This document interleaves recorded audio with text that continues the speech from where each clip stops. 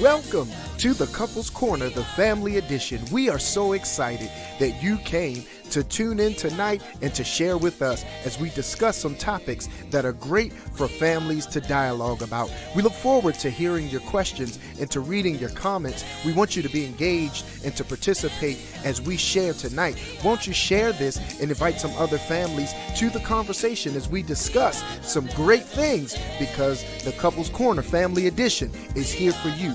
We are the Bevins 8.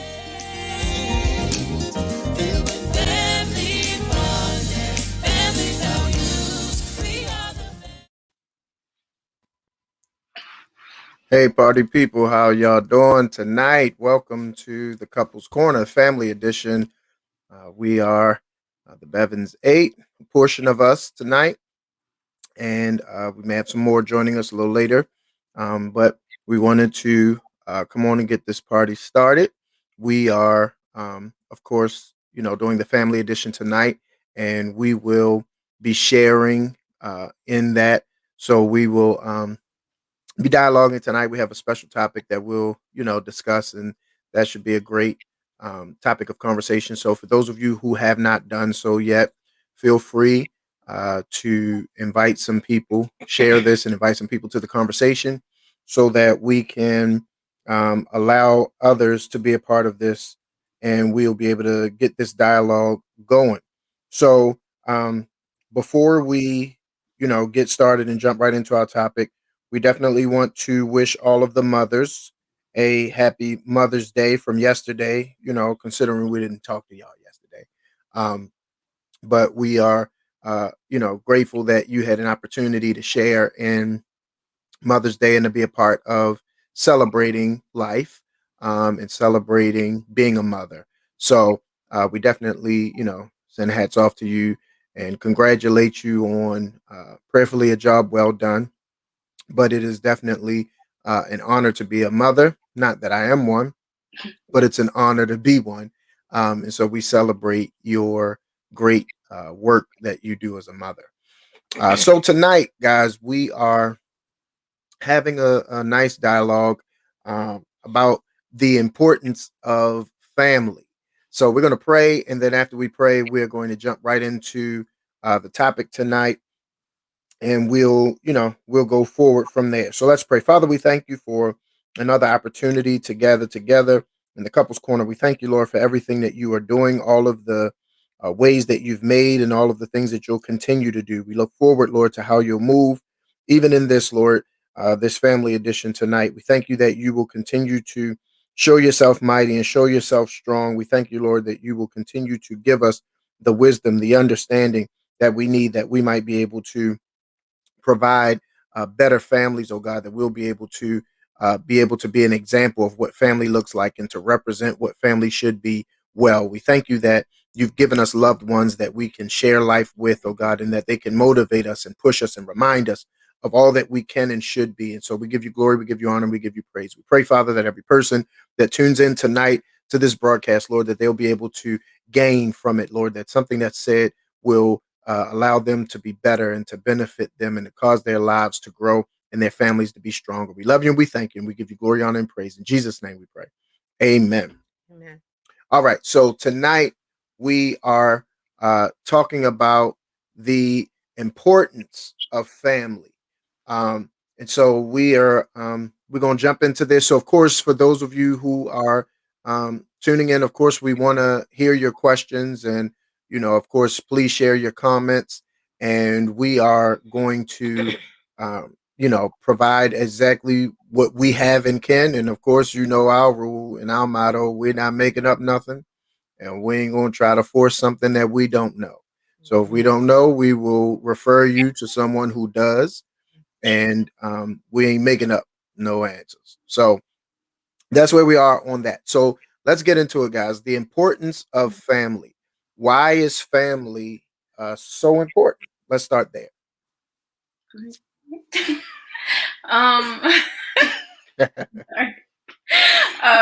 Family. And your sweatshirt is That's throwing what me I out of was here. saying. That's why I'm laughing. Like, when I bought this, I thought it said 90s music, baby, but the music was very much not there when I got it.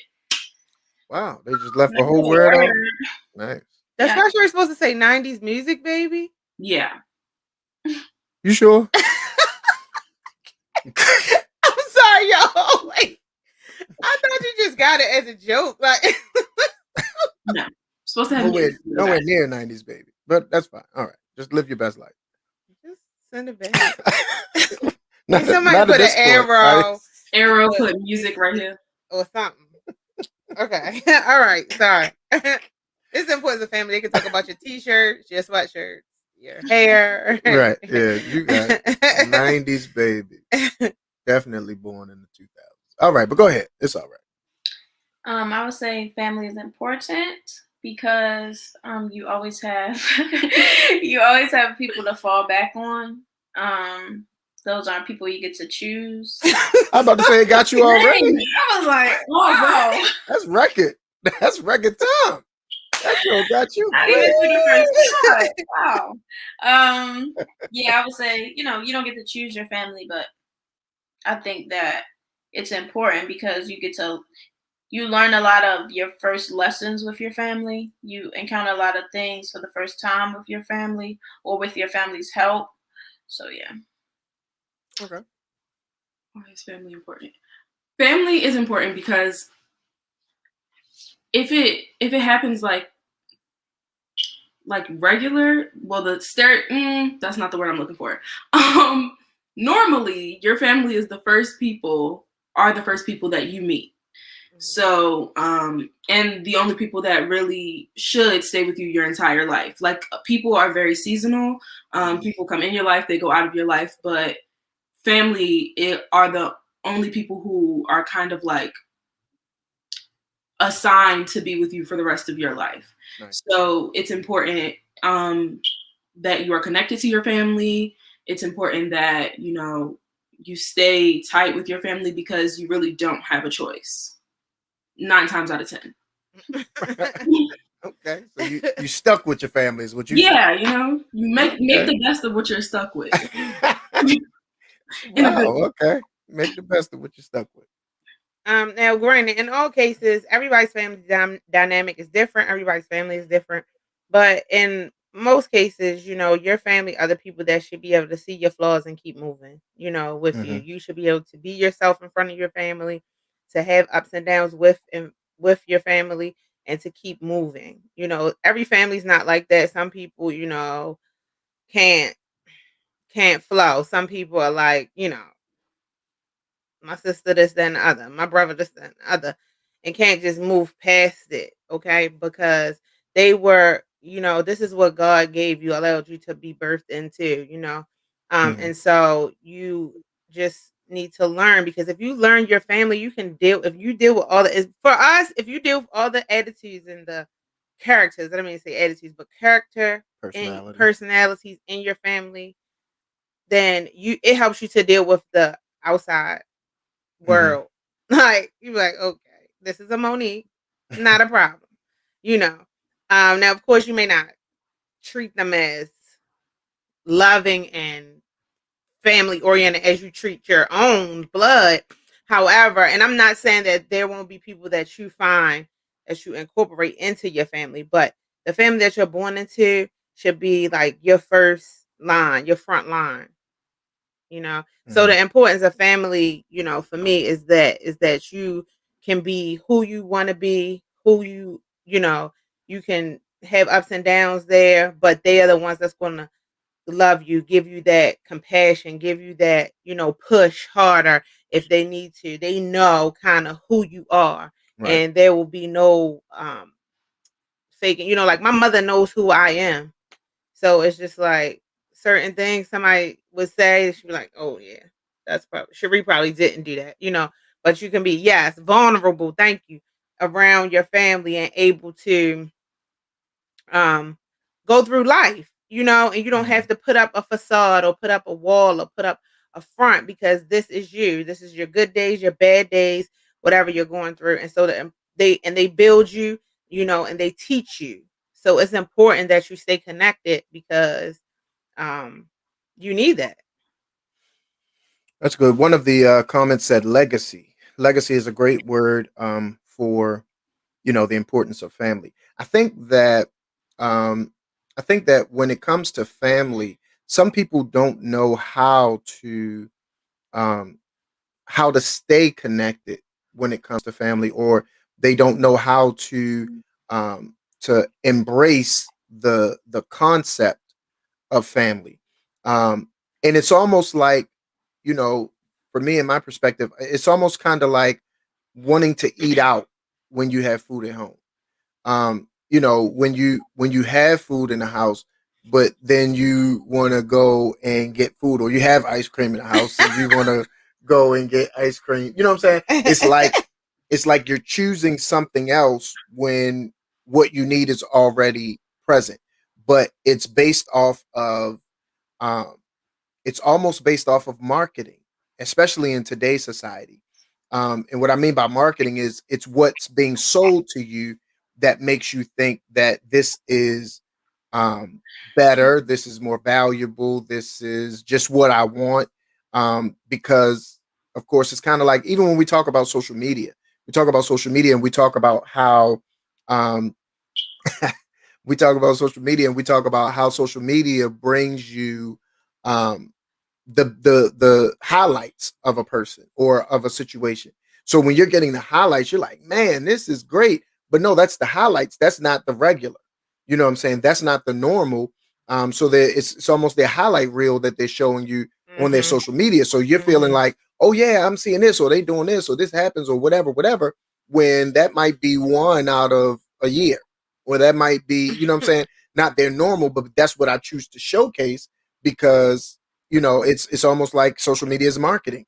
So when you start talking about family, I think the reason that family becomes more difficult is because everyone is looking at something else instead of building what they have, nourishing what they have, and actually causing what they have to grow. So, you can find yourself having a bunch of friends that you make family. You can have a bunch of people that make your family, and you can do that without really establishing a connection with your actual Mm-hmm. family because you found a replacement for that. Mm-hmm. And people do it all the time, and it's kind of like why gangs have the type of impact that they do, because gangs present a sense of family. So most of the people, if you talk to anyone that's in a gang, they're one of the main things that they know that they have is a brotherhood. They have a sisterhood. They know that they got people that got their back. They know that they got people that will go to bat for them. And so, because of their loyalty to what they feel they're receiving, they now call them my family. And that's who I'm with. And that's who, I roll with. And that's who I'm going to do for and do with and all of that. But your family is something that God created and assigned you to be a part of.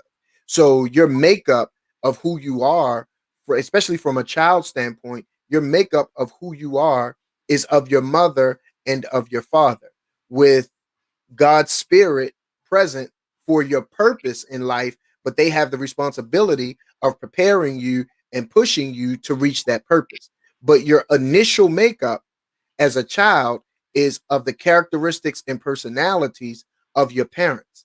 Now, those things can change as you begin to encounter and deal with your friends, your, school, whatever, the people that you bring into the equation. As you do that, you expand now who has an impact on who you are. And that's why parents always say they can see when their child is changing, because you're no longer fitting the description of what you came out of, what you were taught, what you were, reared in or grounded in. I no longer see, my personality, or, your mother's personality or your grandmother's personality. Now I'm starting to see the personality of the friends that you hang with. I'm Mm-hmm. starting to see the personality of your mentor. I'm starting to see the personality of, the cheerleaders that you're with, or the football team, or whoever. You know what I'm saying? So, but that comes from the time that you've invested with those people and how you see them. And because of how you see them and the impact that you allow them to have on your life, that will dictate how much of an impact will show in your everyday character, because that's just who you are at this point.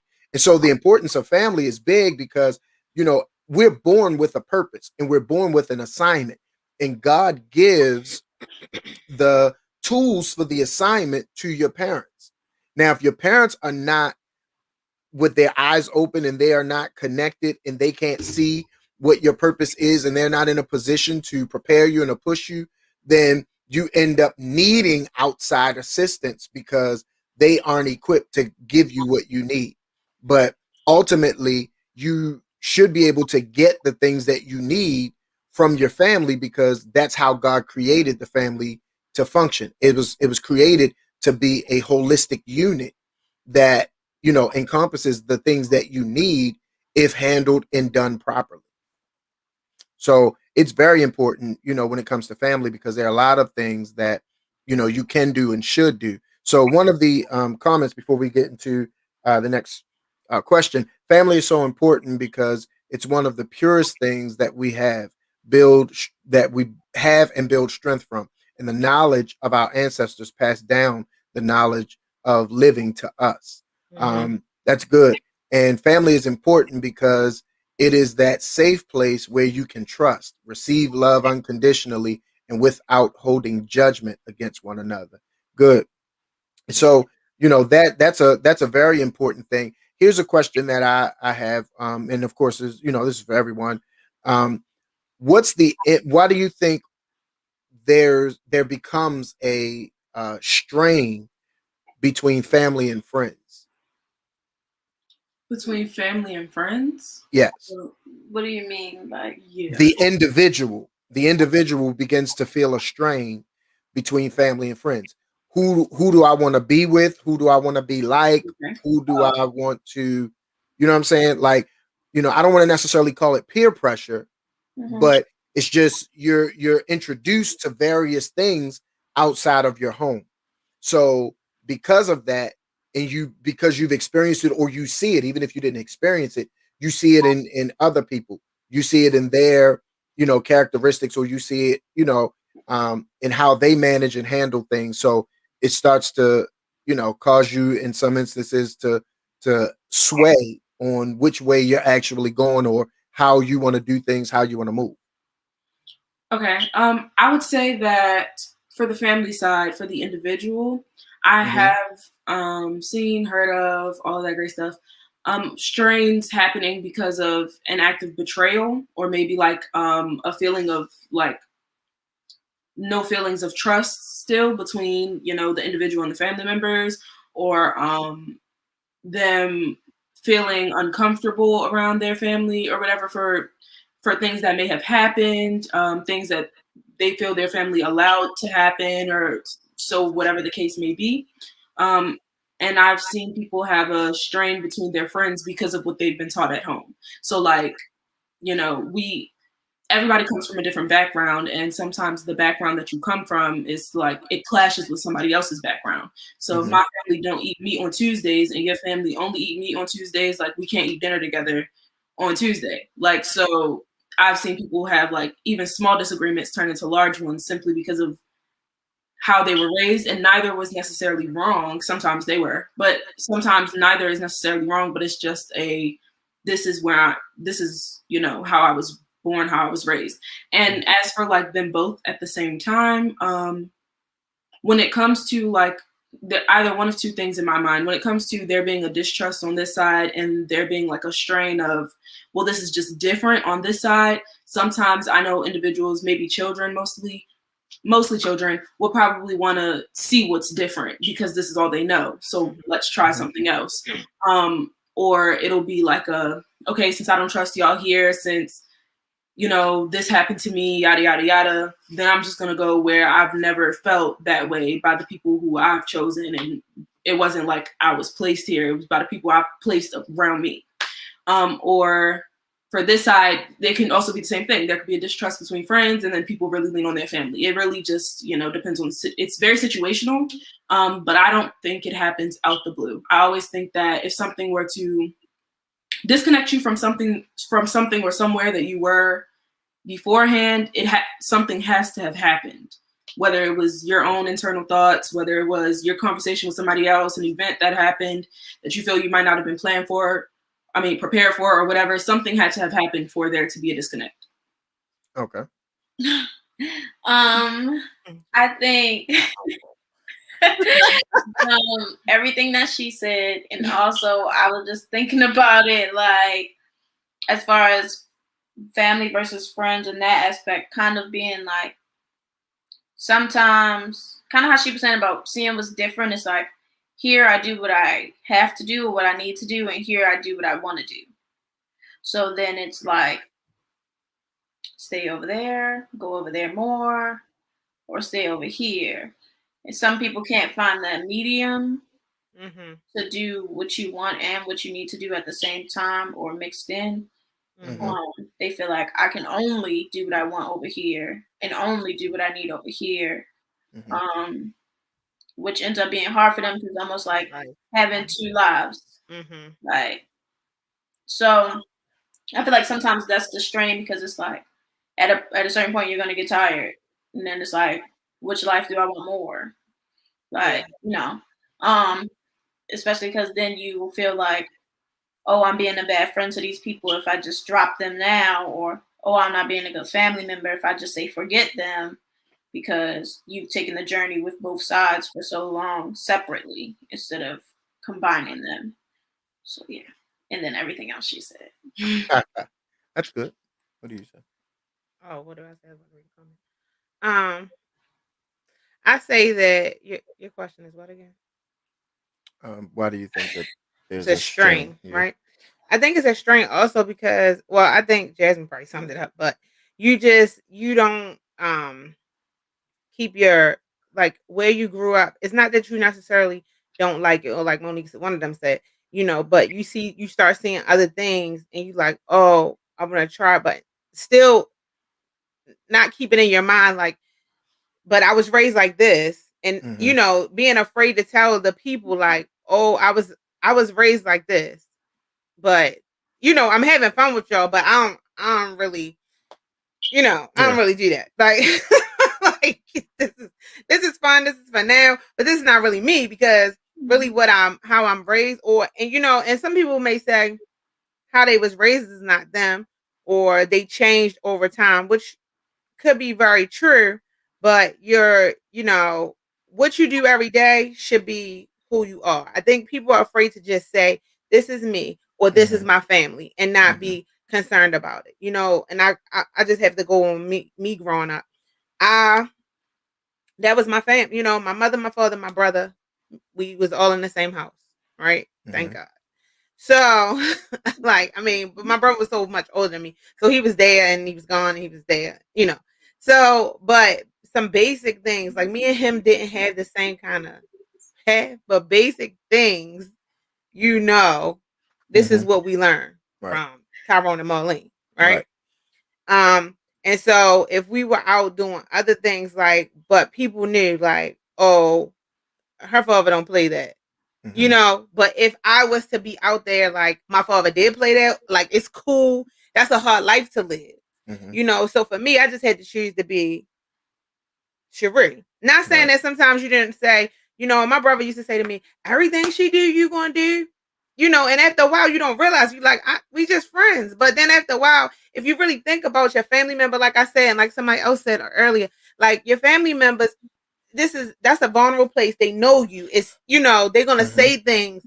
They're not gonna judge you, but they might check you, And so if my brother would say that, I would be like, it's not like, what, we're friends. I'm just doing, we just doing. But after a while, I started being like, am I? Like, do I really want to do that today? And when you start taking a stand, I think some of our children can take a stand. Like, I feel like, I'm just going to use Monique because she's right here. I feel like Monique is not going to be, not saying that Jazz is not, but I feel like Monique is like, if she don't want to do it, she's not going to do it. And if y'all all want to go, y'all go. Have a great time. That don't mean I'm not your friend. That don't mean I'm not, but this is what me and my family do. And if y'all want to do that, do it. Or if you experienced it and was like, yeah, that was okay, but I don't ever want to be over there again. Like, I'm good with what my family does. You start to feel like I am the individual and this is what I would choose to do. And most of it I feel should come from the background of your family, Mm-hmm. the background of where you grew up, the background of who you were with every day. Some people are raised with their cousins, right? Mm-hmm. And they're like sister cousins, brother cousins, or something. But you can tell because they have like because they have like you know they are like they grew up like this is how we are, this is what we did, and Mm-hmm. although we're cousins, but we was in the same house, you can tell they had the same foundation from that house, and no matter where they go, you might could be at one of their houses and be like, oh, y'all do the exact same thing. And I think Mm-hmm. that's how family should be. I think that even though it's hard sometimes, we should grab the things of our family, and like somebody said, pass down the knowledge from your ancestors or from your family members. Like, we don't even sit around and tell them those things anymore. We don't. That's where good recipes come from. That's where slips and camisoles come from. That's where opening doors comes from. That's where pulling up and getting all the way out the car and going, like, because your family members are telling you. That's where creative ideas come from, because your grandfather might have stopped here, but you're like, oh, okay, no wonder I'm an artist. I can, my grandfather did this, and I can take it further and not think that it was, and I'm not saying nothing about the art teacher, not think that it was your art teacher, because sometimes we give credit to the wrong people. Your art teacher might encourage you a little bit, but it was ingrained in you. Your grandfather put that in you. You might didn't remember, or whatever, but that's where it came from. And then we out giving the art teacher all the credit when she just enhanced it. Not saying she won't get no credit for all the art teachers out there. I don't mean y'all saying nothing about me, because I was terrible in art, so I couldn't give y'all no credit about anything, okay? Because my art is not, okay? It's art. It's stick figures. So wow. Is it? And if y'all want credit for that, that's fine. But it's important that it's important that where, what's going on in your family history, your bloodline, because that is you. And no matter how much you try to fight it, you try to get away from it, your bloodline is you, so that the strain comes when you when you don't want to just be you and just say, this is who I am. Yeah, everything from your household you might not take. Right. My brother smoked. I don't want to smoke. You know what I'm saying? Like, I'm not gonna do that. You can have that. But if but I guess the question that I would ask in that, like you said, your brother smoked, you should smoke. Was that what the teachers taught, or is that what the individual picked up? No, that's what he picked up. Right. But because he was my older brother, see, sometimes we got to be careful. Right. Sometimes we got to be careful. But because he was my older brother, and I'm going to use something as simple. Oh, go ahead. No, you're fine. Okay, I'm going to use something as simple as cracking my knuckles, right? Now, y'all, we have big hands anyway. Already, y'all see Jasmine's hands. Y'all see our hands. We have big hands, right? This is definitely from my side. So, my dad hand was like, like smacking your back. You be like, oh, hold up. Who did it? I didn't do it. Spine? I didn't mean it, right? So, and he's just speaking to you. So, but cracking knuckles, right? So my brother literally took the time, and this is what I'm saying, to show me how to do that. Yo, whoever cracks your knuckles, all y'all children out there, all that is not a good thing. Okay, it's not a good thing. Anybody on here that knows it's not a good thing, please give me some hearts, give me some likes, something. Cracking your knuckles, you're taking your joints in and out, is not a good thing. Yes, they're gonna do it on their own, whatever. But when you're forcing this thing, and he literally showed me how to do that. You know what I'm saying? So I could have chose. Now I didn't know nothing was going to be wrong. I'm good. I'm like, it's okay. It feels relieving, whatever. But and just like anything else, just like with his cigarette, he smoked. I saw him smoke all the time back then. At first, I think he was smoking in the house, but then he had to start going outside after a while, I think.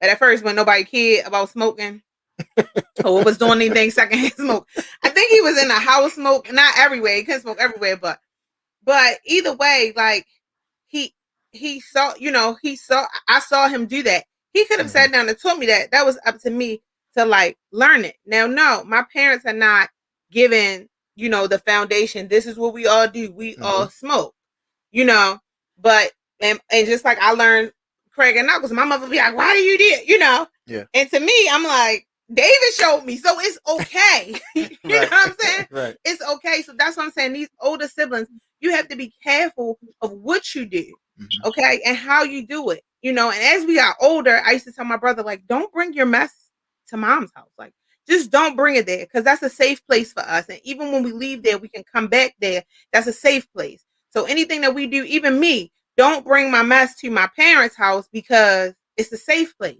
right? You want to always have peace with your family, with your household, the house that you plan on having forever, and your parents, right? So, but if I would have been, doing everything he was doing, it might have been worse for me. It might have been worse for me. So, older siblings, see, I'm not an older sibling, right? But I know that y'all have to be mindful, because your younger siblings will watch what you do and be like, oh yeah, I'm gonna do that. But then there are times when you watch it and you like, my brother got in trouble sometimes and some things happen. I'm like, I am never doing it. That was the kid that Monique was. Monique, and she still is, kind of like, Jasmine's the kid, kind of like, I'm just gonna be quiet because this has nothing to do with me, but it doesn't make sense at all. But I'm just gonna be quiet, right? Monique is the child that is like, why they get in trouble? Let me go the other way real quick. But for some reason, Monique can always know what's going on. I haven't figured this out yet, but she can always know everything that happened. But Monique is like, if they going left and that's in trouble, let me go right.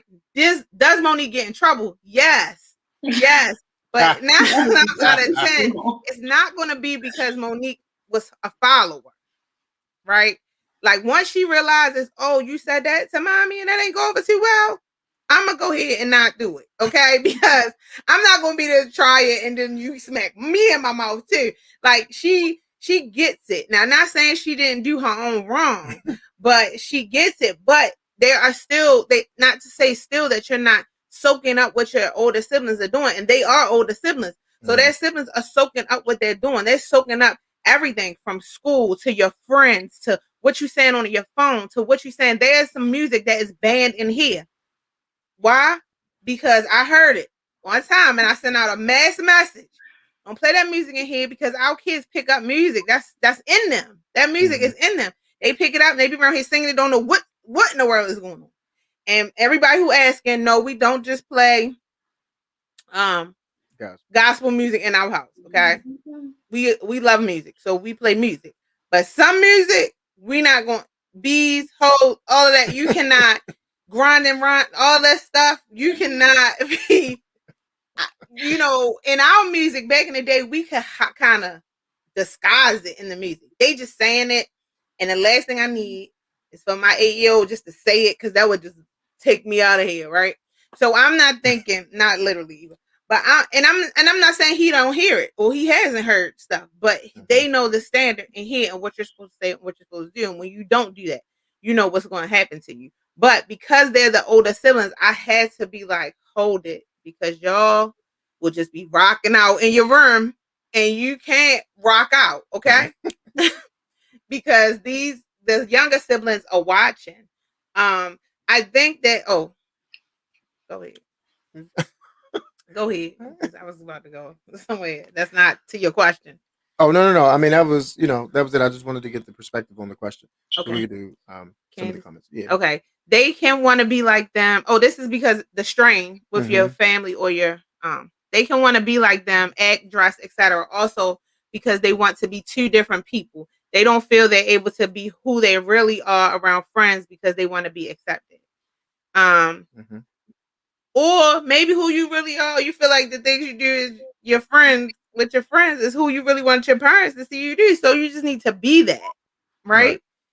Parents are never going to like everything, right? You just need to be that. And to Candace's point, I'm going to say, you might have cousins, you might have family members that don't agree with you, like they're raised one way, you're raised another way. So when you go over there, you can do this, and this.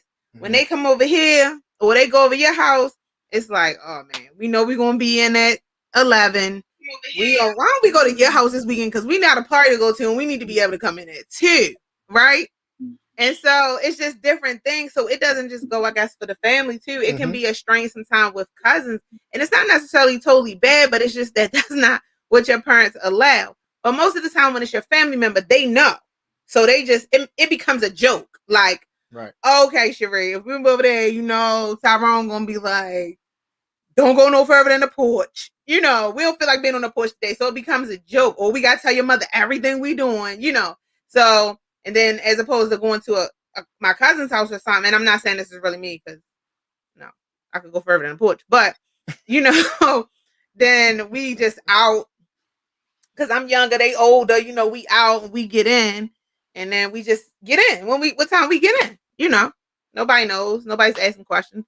So, family looks for the best in you and friends accept you for who you are. That's good. That's good right there. That's like a t-shirt. So, that's real good because we always pushing you to be better. Today, Candace did a telegram, not a telegram. What she did? Singagram for one of my friends, for her daughter, wanted her to have Singagram. Anyway, and I was talking to another friend saying Candace should have showed me that before she did it, even though I still haven't seen the whole thing. Because I was telling, and she just started laughing. She was like, parents and presentation. Now people love it. People love what Candace does. People love it. But if it's up to us, we like, why you ain't do this? Why you ain't stand up like this? Why you ain't sing? Why you ain't move side to side? Whatever. Right? Because that's the parent, that's the family. We trying to, we pushing you to give your best, your best look, your best rendition of it, whatever. And they like, that was great. That was just great. The fact that you even did it, it was great. And it was great. Don't get me wrong. It was great. It's just that you want to have other ideas and add them. And that's why she didn't show me. So it's okay. Slips. Yes, that's important. I truly appreciate the knowledge. Oh, praise God. Praise God. So, go, Mom. All right. You raise your hand?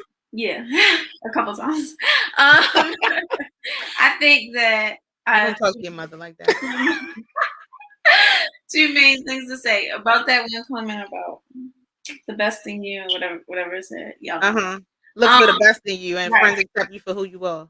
I think that it can go both ways though, because I think your family also accepts you for who you are while wanting the best in you, and you have some friends that really want the best in you as well.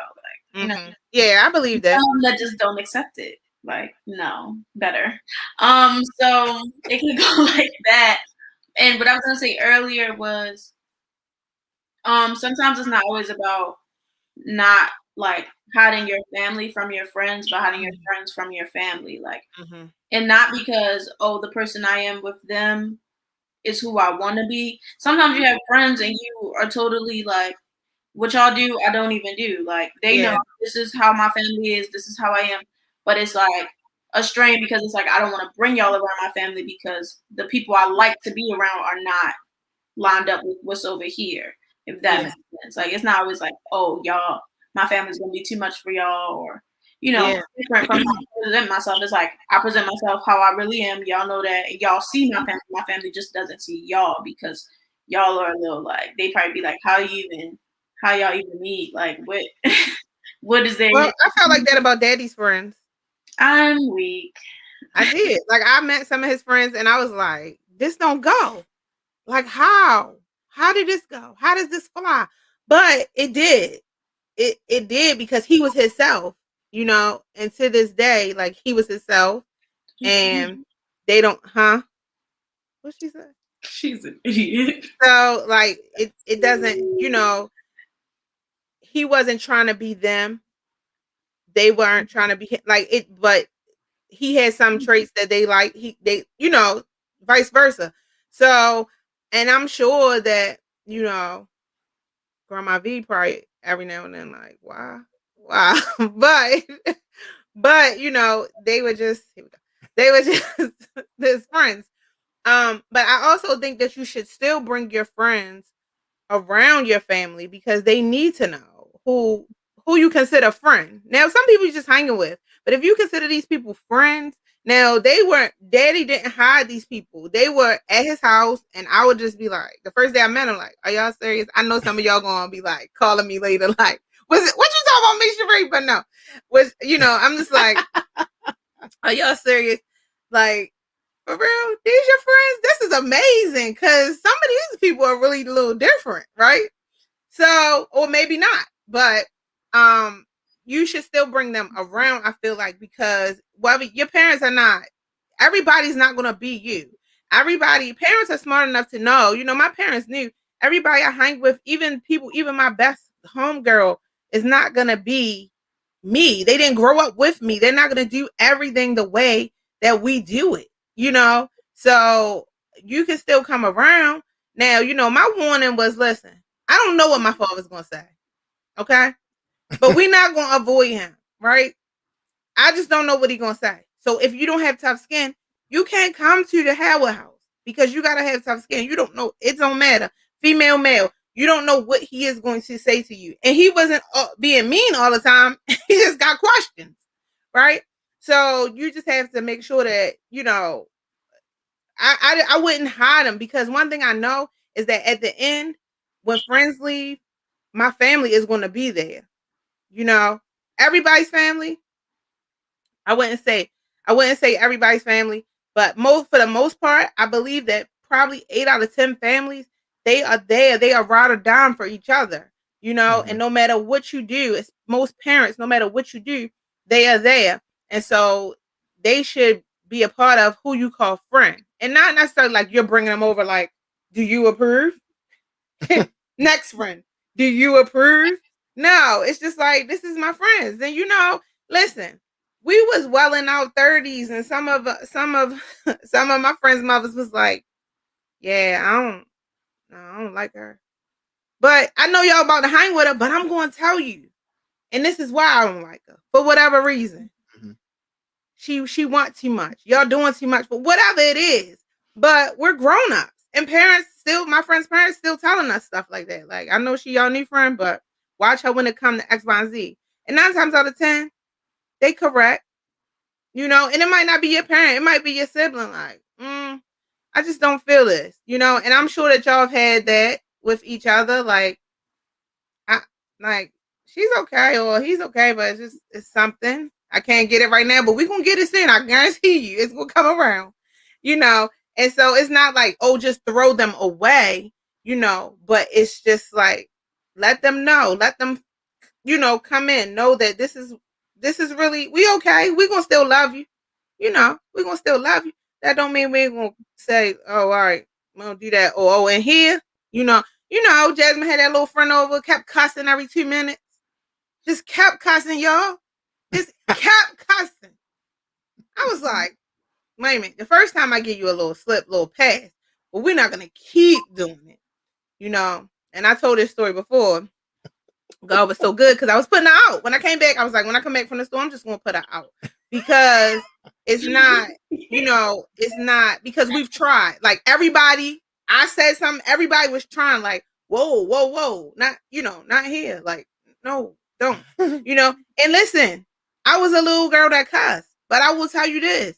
When I was in my friend's parents' house, when they was in my parents' house, well, no, we knew it. Like, we ain't slipped. Our mind was like trained to respect. And so my concern is that if you can't respect me, you get one time, but after that, you're going to have to go back. You're going to have to call your people and go back home. If they let you cuss there, that's good. Stay there because you can't come here and do that. So, but by the time I got back, the old girl was gone. Look at that.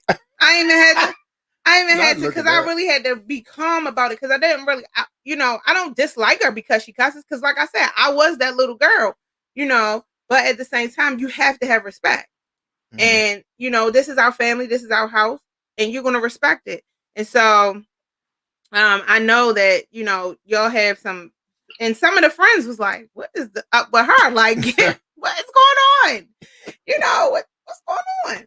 So, but that didn't mean, and nobody wasn't like, and it wasn't either like, oh, but Jasmine be cussing when, even if Jasmine did, nobody was like, I know her mother not tripping the way Jasmine.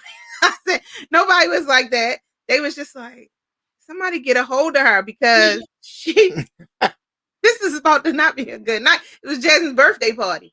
So, that too also shows that we have a standard. Like Jasmine's not just how she is or who she is just because this is our family standard, and this is how we roll. And so this is, if you're gonna come in here, this is what you're gonna have to do. Now, if you want to be out there and you're cursing or whatever, Jasmine might be like, okay, but if you understand why Jasmine is not cussing with you, because that's not what she does. And so you still be friends with her, just like Jasmine's still friends with the little girl. But you have to understand what the standard is at my house. It says it's also good for people to see your support system. Absolutely. Yeah. And some family members just rock like they don't have one. So, and then when bad times come and the support system got to show up, everybody like, oh, what's that? Where y'all come from?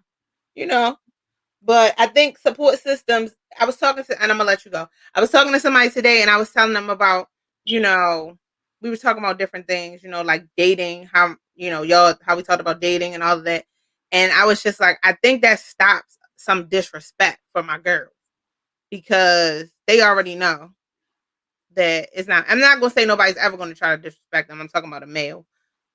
We haven't got around to MJ yet. He would like for us to get around to him and his girlfriend, but it's not allowed. So, but I'm trying to, I think that it stops. I think that it shows that this is what we do. This is how we are. And we expect the same. And when you become disrespectful, it will not be good because we are the support system. And this is, of course, we're not in their relationships and we don't try not to be in their relationships. But if it comes to that, they do know that I get what you.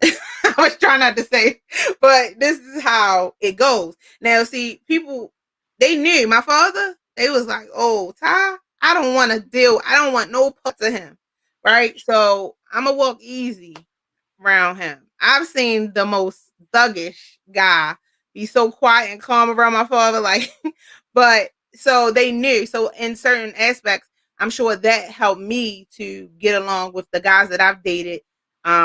Where they probably wouldn't have been as respectful but they knew that if they tainted me or did something to me, that it wouldn't just be me. It would be my dad, it'd be my brother, it'd be some other people. So, all right, let me ask this. And please, you all share your thoughts and sentiments on this question. How should families handle conflict? Because conflict is inevitable in family. You're going to disagree. You're going to have different views, and that's natural because you have different minds and different thought processing, all of that. But how should a family handle conflict? Because I've seen many of times where families could not resolve a conflict and it literally destroyed the family. I've seen people not be able to bounce back from a disagreement. I've seen families not be able to overcome, um, you know, riding out someone's poor decision making, you know, whether it's an addiction or it's just, a habit or, whatever, just choices. And so how should a family handle conflict? and when y'all about to answer that, anybody who has questions or comments or questions about that you want to ask us as a family, how we deal with certain things or whatever, you can go ahead and type them. We'll answer your questions. And if you have comments, obviously you can type your comments wherever you are, YouTube, Facebook, or Instagram. Go ahead. I would first start with saying that the first thing that anybody needs to remember whenever there's a conflict is that it's never you versus the person. It's always y'all versus the problem. It doesn't matter what type of relationship or connection or person you're dealing with. It's always the people trying to fix the problem. Even if your problem is with that person, it's what has happened and not the person. Very good. So that's the first thing to keep in mind. I would also say that communication is definitely something that needs to to happen. But more than communication, listening and responding, and not just listening for something to react to, and not just listening to hear somebody prove themselves wrong, and not listening to hear them give you something to hit them with. Like, it's listening to what they're actually saying, to see where they're actually coming from, and then responding. Because I think that a lot of times, especially when it comes to like child and parent conflicts, a lot of children just don't want to say anything. Normally it's because they already know their parent standards, but also on top of that, it's sometimes children are like, there's not going to be listening. It's going to be listening to attack. Like, it's not going to be listening to hear what I'm saying, to respond to what I'm saying, to keep going. It's, I'm going to listen for you to tell me where you went wrong, so that I can tell you this is wrong, and this is why you not like me, and you get this from your father's side, and you do X, Y, and Z. Like, that's what a lot of children are afraid of, or a lot of, yeah, basically that's what a lot of children are afraid of, because, it's normally, especially in a Black household, my house, my rules. So a lot of kids don't feel comfortable speaking up. I will also say that when it comes to handling conflict, sometimes people need to understand that sometimes you need to agree to disagree. You want the toilet paper to roll from the top, they want the toilet paper to roll from the bottom. Just change it every time you go in the bathroom. Like, just agree to disagree, because there's not going to be a happy medium. Like, sometimes you just can't. Now, there are some things that are not like negotiable. Like, there are some things that it's just like, no, you have to do this. And explanations are nice. They're not required, but they're nice, because then it's good for the other person to understand why something is happening versus it's just cause.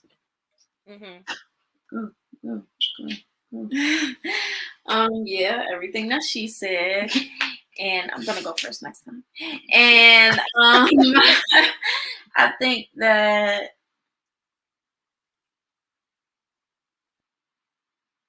I don't know. I just feel like first you have to be able to acknowledge what the problem is. Because how we fixing something that we don't know what it is. So you have to be able to say what the problem is, or what you think it is. Be open to hearing all sides, and like just be okay with not being right. Also, I feel like sometimes it's a lot of just miscommunication of things like that, where it's both parties are wrong. Not necessarily, oh, you're just wrong, because if you were the only person wrong, it would be easier to solve.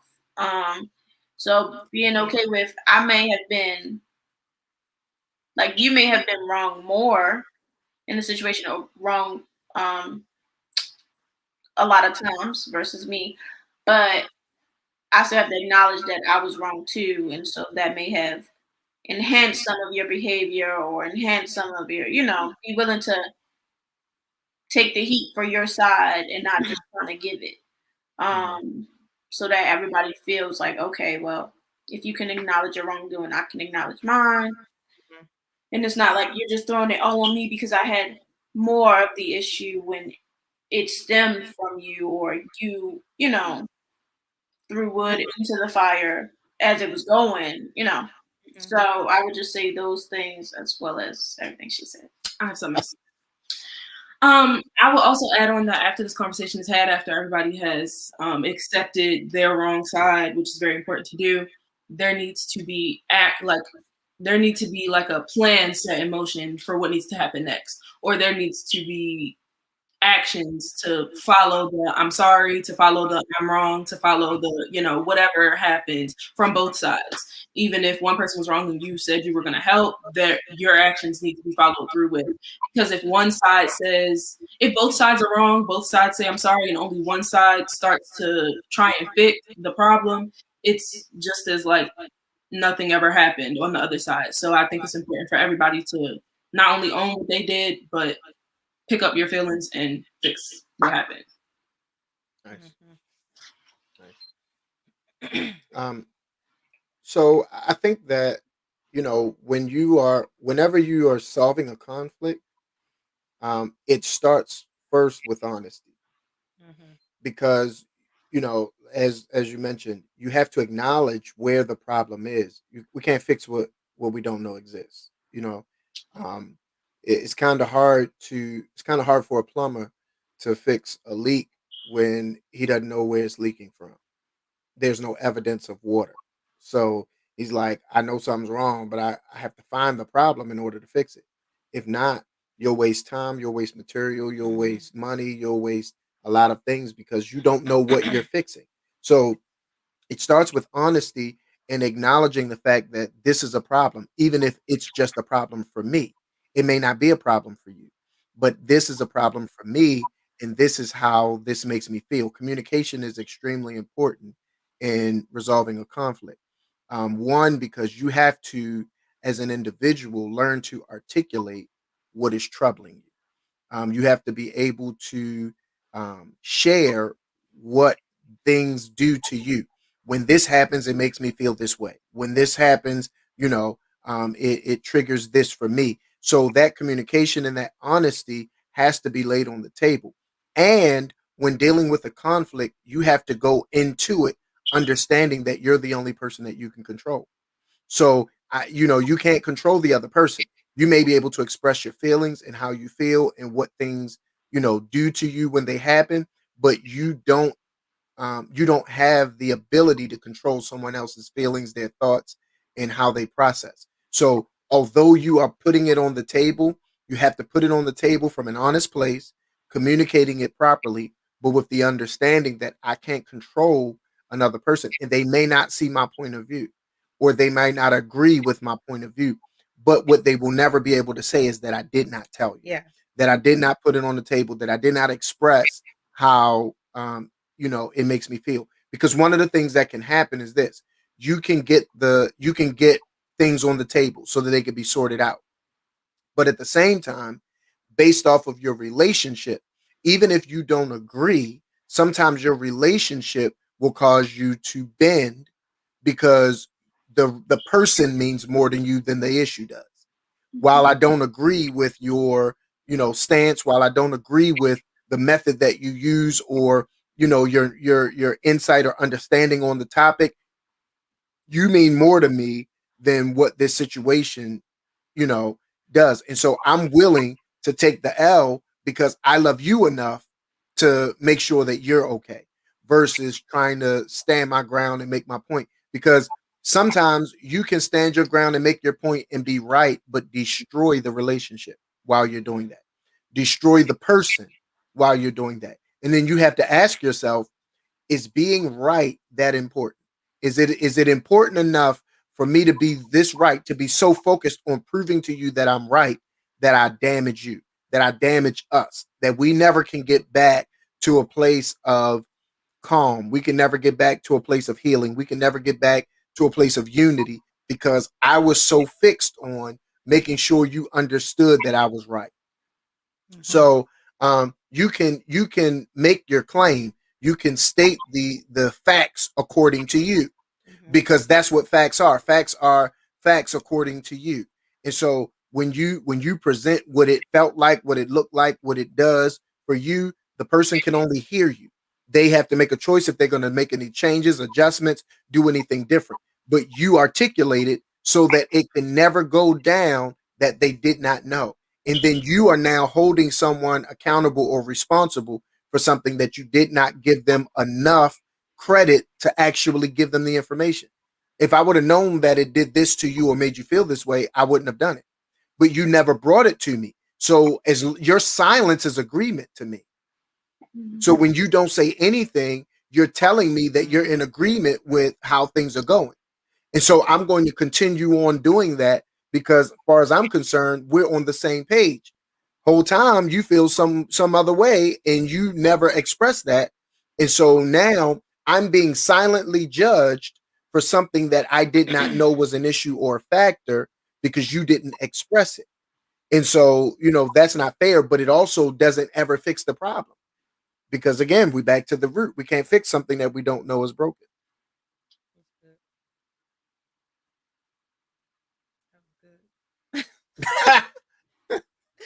Thank Uh, family should be honest and be able to accept the truth if it hurts your feelings or etc. And know how to say you were wrong and not right all the time. Yes. Yeah. no matter who you are in the family, no matter what position you hold, you should always be able to apologize or my fault, Mhm. my bad. The best way to solve conflict is communication. Compromise is also important between family members. Um, yeah. So that's compromise is important, especially when you Mhm. have a big family, Right. because you just gotta compromise, right? Like that toilet paper. Listen, just both of y'all have your own role. Bring it when you come. And you can flip it how you want. Flip it back. Bring it when you come. so what would you say? You ready, Monique? What would you say? Because you got answer for Jasmine. What would you say? In our family, because we're giving people, real life situations, real life. What would you say is the most important thing, or the biggest thing that being in a family has taught, like us, our size, like, and the different dynamics, like, what is the, I guess I'm not gonna say the most important, but what has it taught you, and where has it frustrated you? But even frustrated you knowing that y'all still my family, but like, do you understand my question? Yes, No. Okay. So you understand it, Jasmine? I understood. Who understood it? Jasmine, you should Me, understand I it. understood. We besties. So like, being a family outside, how what have you learned about the importance of us?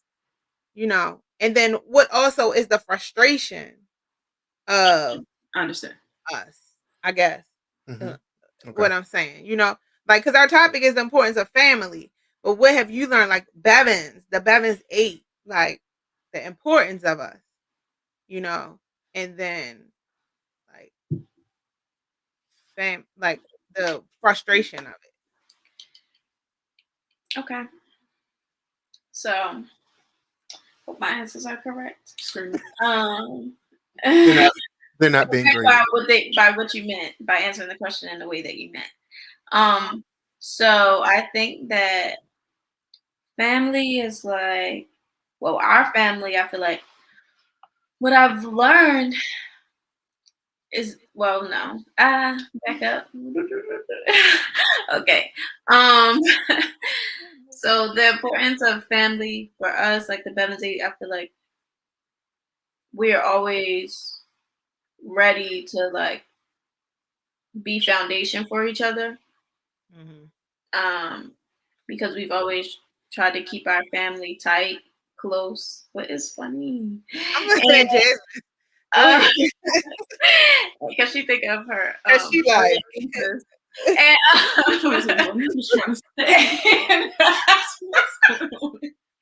okay, so we're always like foundation for each other. We're always like prepared to be foundation for each other. Well, I feel like I learned a lot about the importance of family from other people, if that makes sense, from like friends or people who don't have big families, or not even big families, but don't have close families, for even if it's only 3 or 4 of them.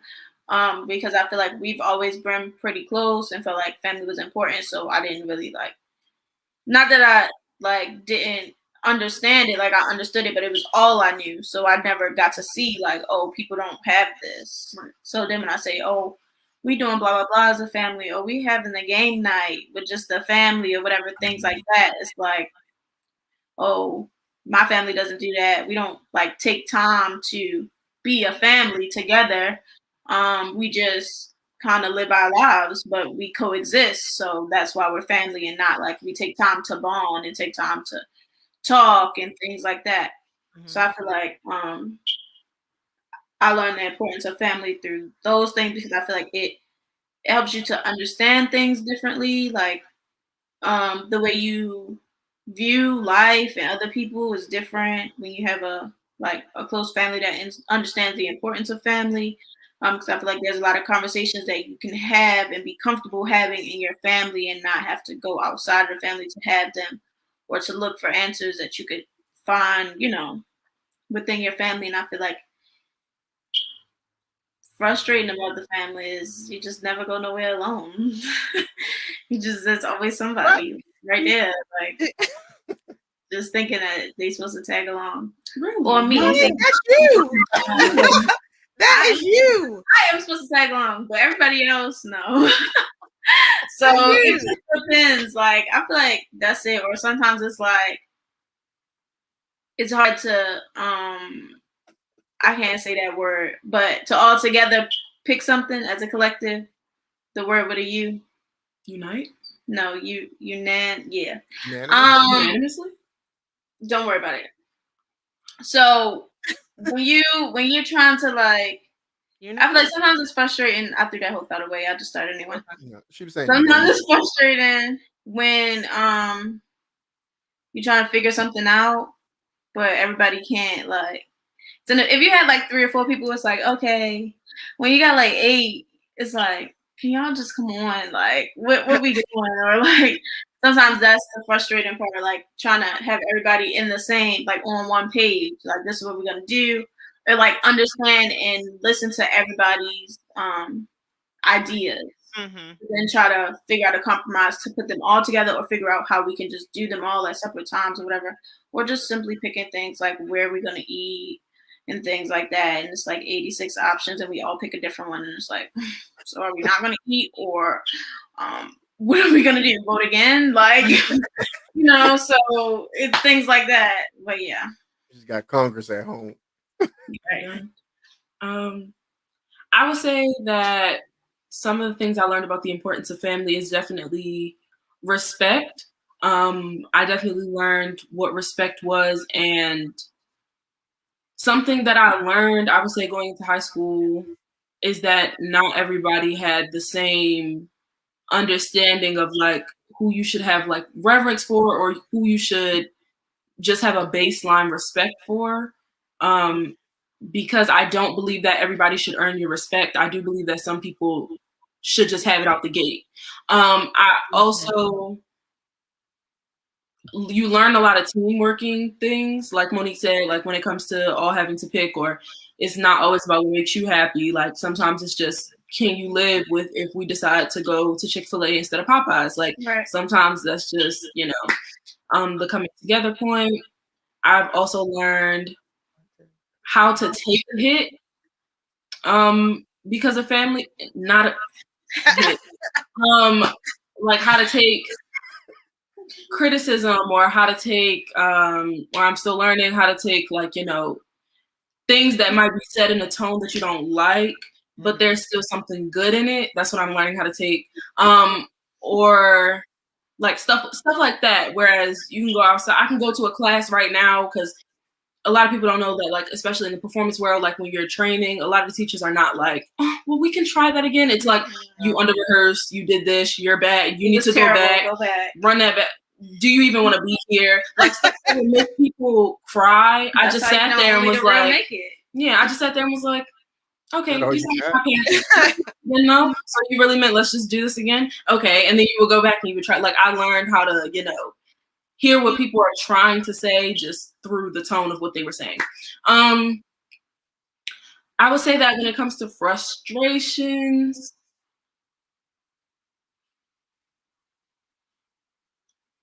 okay, there's something. I would say when it comes to frustrations, it might be like being surrounded by a bunch of people.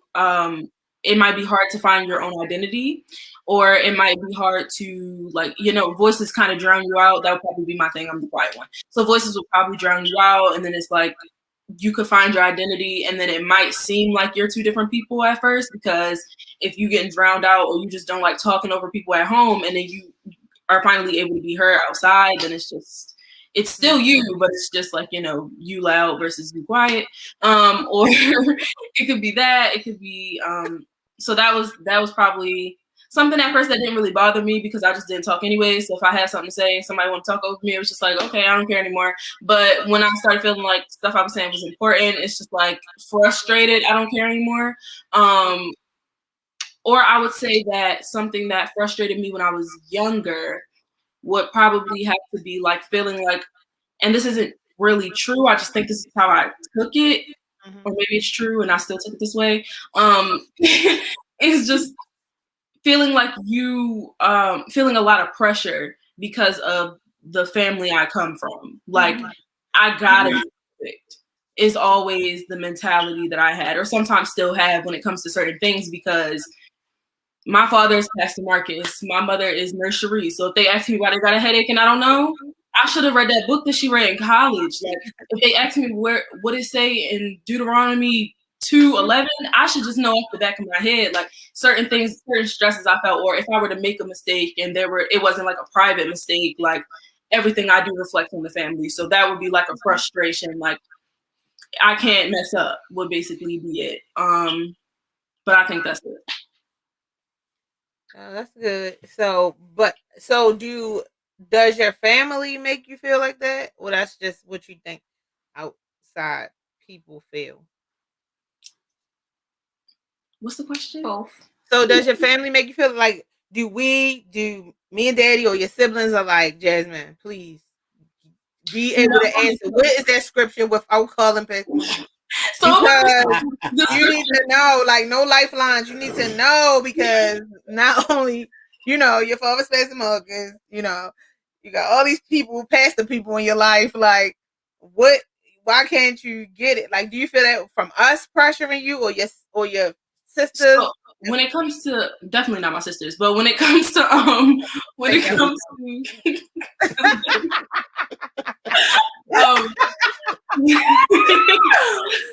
to like the nurse stuff, or when it comes to like, do I know this random scripture at this random time? That's probably that's definitely something I put on myself. But I think that when it comes to like, if I were to get in trouble, if I were to be in trouble right now, like if I was out when the street lights came on and you said be home by that time, I would feel like it was something that came from, like, I feel like if I was getting reprimanded or whatever, I feel like I would hear like everything you do, like people are going to tell us about. And that would just make me feel like, dang, can't mess up, because if somebody tell me about it, then we just look bad. It looks bad. I think it would motivate both, because it would be like a reminder that people outside are looking at you. They're looking up to you. They're looking to see something, to say something about yada, yada, yada. And when I was younger, it was like, there's no room for mistakes, which is a good and a bad thing, very bittersweet, because I definitely paid more attention to the stuff I did after a certain while. Not before that certain while, but after a certain while, I started paying more attention to the stuff I did. But it also can have a con of me being like way too hard on myself on certain things. So definitely both. But when it comes to stuff like the nurse and the pastor and the stuff people see y'all for, I probably put that on myself, because somebody asks me, or somebody outside be like, oh, your father is yada, yada, yada. You don't know this? Why, do you know it? Why are you asking me? Tell you something wrong right now. And you just go with it. Like, What'd she say? She can tell them something wrong right now and they just go with it because they don't know. Right. Go ahead. Okay. So I think that dealing with the question that's at hand, it is very important to, number one, be an individual while being a part of a collective group. So Yeah. That's important. While. Yeah, I thought you said wow. Like, While. No, not wow. Wow. like he was amazing. Wow. Okay. So there was So here we speech go. therapy. We do this all the time. Right. So being an individual is very important while keeping in mind that you're part of a collective group. Now, what I mean by that, because we were saying like something that you learned, as well as, like the pros and cons basically of being a part of the Bevins family. Mm-hmm. I think that anyone that is a part of this family has a choice to make, because this is a progressive family. So we are always learning, advancing, moving, growing. This isn't a stuck family. So we're always evolving. We're always getting better. And we have a high bar. We have a high bar, since you guys have been born, there's been a high bar for education, as far as what's as far as far as what's acceptable to bring home for a grade. but Yeah. it was not just on you. You see what I'm saying? Like everyone understood what it was, from the principal to the teachers to the counselors. Everyone understood what our standard was. And so you had the choice to either achieve or abort, You. because it was a mission. You achieved It's or a abort mission. the mission. And It's the a mission mission. was for you to be as great as you possibly could. Like we literally focus on maximizing your potential, that none of your potential becomes wasted, and that everything that you have as potential can become your reality if you do the work. Now, while we are great motivators and pushers, we are not enablers. We're not going to do it for you.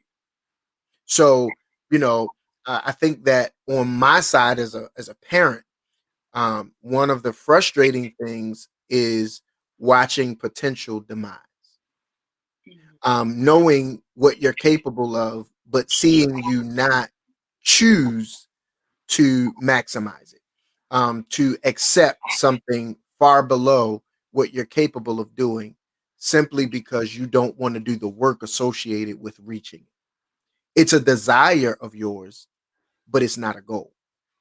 So, there are tons of things that can be a desire, but a goal is associated with steps to achieve it. And so while it's a desire to do this, to be this, to accomplish this, it's not a goal for you because you have no steps and you're not doing the necessary things to reach it. That, as a parent, is frustrating because you know what the potential is and you are pushing toward that. At the same token, the one of the things that I learned is that this family will teach you how to be successful in life, because, like, as we mentioned before, because it's a family of 8, you are experiencing um, multiple personalities. You're experiencing how to deal with people, and not just their personalities, but people in different stages. So, I believe that coming out of this family, you're prepared and equipped to do anything you want to do, because you know how to deal with management. You know how to be a manager. You know how to communicate. You know how to work hard. You know how to be focused. You know how to be dedicated. You know how. So theoretically, leaving out of the door of this home should have prepared you for immediate success, because you should be able to knock on any door and be prepared and equipped to do whatever your heart's desire is, because of the training that you got. And that training being holistic, that training being from discipline, and not discipline as in reprimand discipline, but discipline as in a structure and a plan of action to accomplish what you need to do. Whenever we know of something that you want to accomplish, the first thing for me is, how is it going to be accomplished? If you say I want to be an astronaut, then we're right into the steps of you doing that. What are you afraid of that's associated with being an astronaut? You can't want to be an astronaut and you're afraid of heights. So we have to establish we have to establish how we have to establish how to overcome being afraid of heights if your goal is to be an astronaut. And while you think that I'm harping on you being afraid of heights, you don't see that that is a part of the step that's associated with you being an astronaut. So, in the grand scheme of things, if you embrace what this family brings to you, because not only do we push, but we cultivate. We push, we cultivate, we teach, we prepare. You get a lot of mock situations to prepare you and equip you for it. We're not going to put you in harm's way. We're going to make sure that you're ready for what you're supposed to do. And so we try to afford you opportunities to do things so that you can accomplish and reach the goal that you desire. But if you don't, at the end of the day, what we hang our hats on is that you can't say you didn't achieve it because of us. You can't say you didn't achieve it because we didn't give you the chance. You can't say you didn't achieve it because we didn't, afford you the opportunity. You can't say you didn't achieve it because we didn't prepare you. If you didn't achieve anything that you wanted to achieve, it was because you didn't put the work in to achieve it. And so, that's something that, as parents, we have to learn to, you know, be okay with. although it's not okay for us specifically. That you may choose to accept mediocre when you can be great. You know, you may choose to accept a B when you can have an A. You may choose, you may choose to get an Uber when you can get a license. Like you can choose whatever.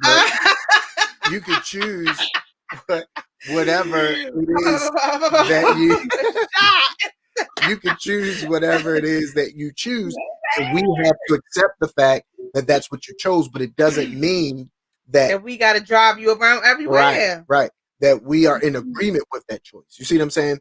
So having a big family, there are so many benefits from it. Now, of course, you get a speed track of training because of the amount of people that you have to, work with and learn with and be incorporated with it, but it's something that can be extremely benefiting. So I've learned a lot with having a large family. And for me, it's at a greater level because I'm responsible for all seven of them, you know. Um, and so that's like a task in itself.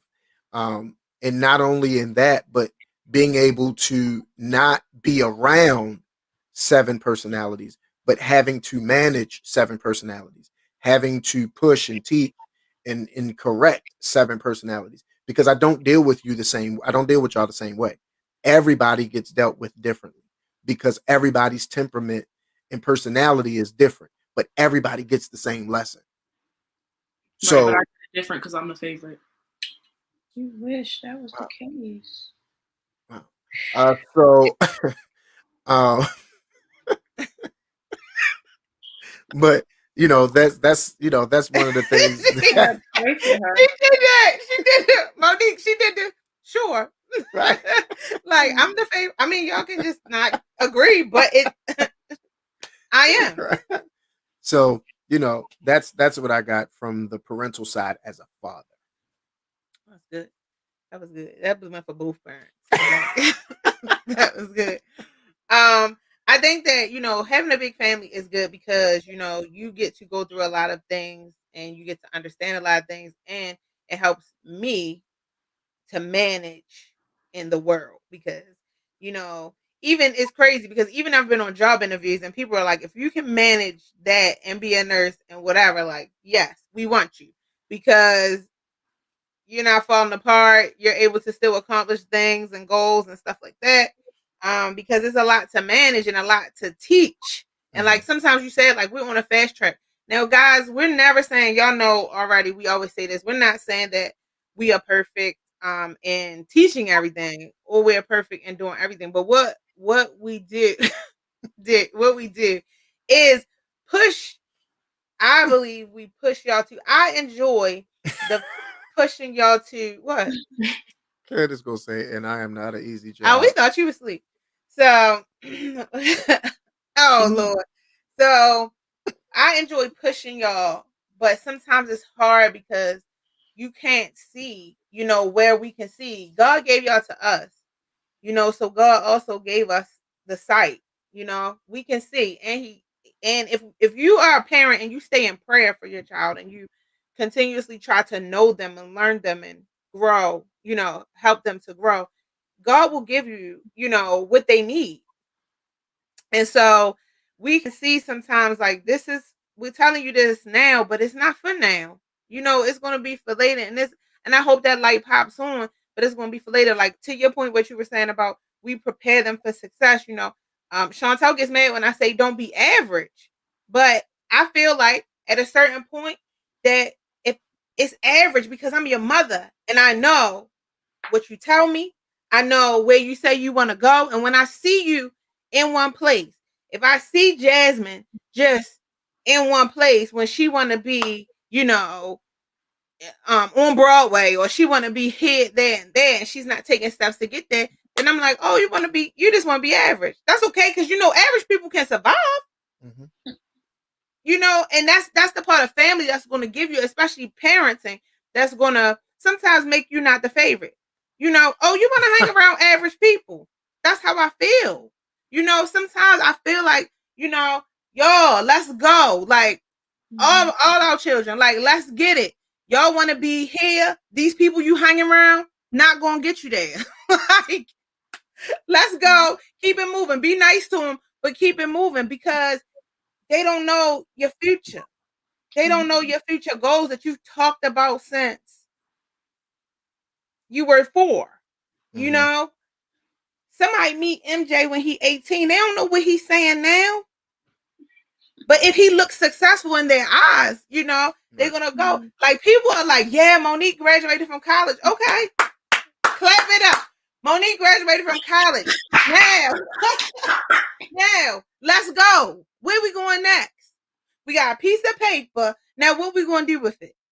You know, other people like, darn, she just got out of college. We want, you know, I'm just no, but this is our child. So y'all gotta know in your households that, and that's what I love about a family is that I can keep pushing you to be better than me. You know? But the frustrating part is when I gotta explain too much. And like, you said, wait a minute. Also, being the head of a household, sometimes I had to say that is my final say on that. Yeah, like when you got to explain too much and we just trying to go. Like I don't have time to explain. I need you to grab the baton and just go. Just take it. Just follow your steps. Stay in your process. I don't care what these other people want you to do. Yes, you can do that good. I'm gonna tell you something about the Bevins family. We can do a lot of things well, but is it our purpose? Right. Y'all have to teach your families whatever you can do well, but is that your purpose? Right. Is that where you're supposed to go? Is that where you want to be? You know, if they don't, I tell Jasmine this. If they say Jasmine is an actress, if y'all don't know. So if they say, if she goes, because Jasmine about to be going to audition, as soon as I find out, Monique too, as soon as I find out how I can just get them auditions to come to my phone, they going, okay? Because this is what I'm pushing them to do. Because if we sit down too long, or if we do stuff for other people too long, or if we do 1 or 2 things for ourselves and everybody clap it up and say it's good, we won't stay stuck there. Y'all, we are going to stay stuck there. That's just like you preach a good sermon, everybody patting you on your back. Okay, what's next? God needs you to deliver the next people. He needs you to get the next word. What's next? Right. We got to keep moving. And see, so, you know, Jasmine, I tell her, if you ever go into an audition and you don't get the part, what are you going to do, Jasmine? Ask what I can do to do better. Ask why I didn't get it. Ask why you didn't get it. And if the audition comes back up again, who going to be there? Me. Absolutely. Okay? Because I'm not raising no average kids. Okay? You're going to either 1 or 2 things. I'm going to get better, or you can get so tired of seeing me that you're going to give me some type of position. Because that's the only way to keep pushing. But I can't. Marcus can't do it for them. Y'all can't do it for your family. But it's important that you have your family.